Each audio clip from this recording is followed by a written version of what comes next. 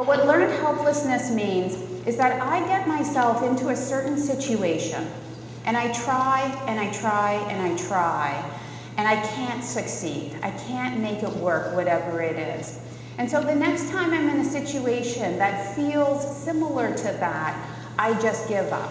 Because there's no point in even trying. I couldn't do it before, so I'm not going to do it now. Martin Seligman is the man who coined this phrase, and he was working on this in the 1960s, and he discovered that there are some people who actually don't seem to develop learned helplessness.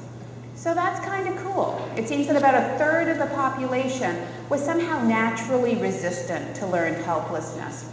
So he started getting curious about this. What is it that these people have that they keep persisting even when they've had failures happen before? And that is optimism. If I fall down a flight of stairs, I could say, I fell down the stairs because I'm clumsy. That sort of stuff just always happens to me. I have 2 left feet. I dropped my mug the other day. I spilled coffee over my coworker. I shouldn't be trusted with sharp objects. I'm just a clumsy person. So that's a very pessimistic explanation for why I fell down those stairs. However, if I say I fell down those stairs because the stairs were slippery, that's a very optimistic explanation. The stairs will not always be slippery. Anybody could have fallen down the stairs. I'm not going to go beating up on myself because I fell down those stairs. And of course the next question is, can we teach people how to be optimistic? And it turns out that we can. You may be muddling along right now as kind of a 3 or a 4 out of 10 on a well-being scale.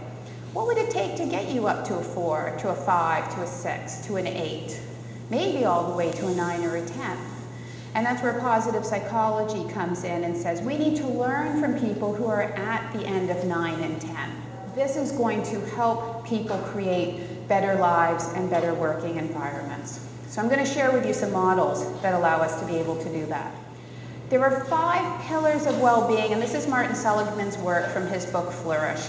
And we call this the PERMA model. The P stands for positive emotions. As I mentioned, that's so much more than happiness. The E stands for engagement, and I'm going to go into each of these in detail, but engagement has a specific nuance to it. It's that sense of flow.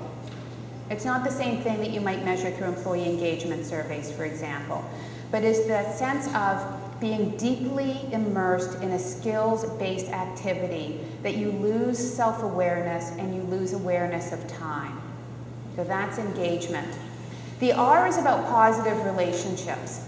What can we learn from people who have, for example, been happily married for 60 years, look at their partner and say, that is my best friend?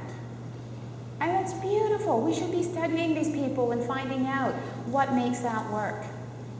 The M is about meaning, and that doesn't have to be a spiritual meaning or a religious meaning, but it's a personal meaning, a connectedness to something that's larger than you. And the A is about achievement or accomplishment. So that's an overview of PERMA and a whole bunch of what I'm hoping are some nuggets in there.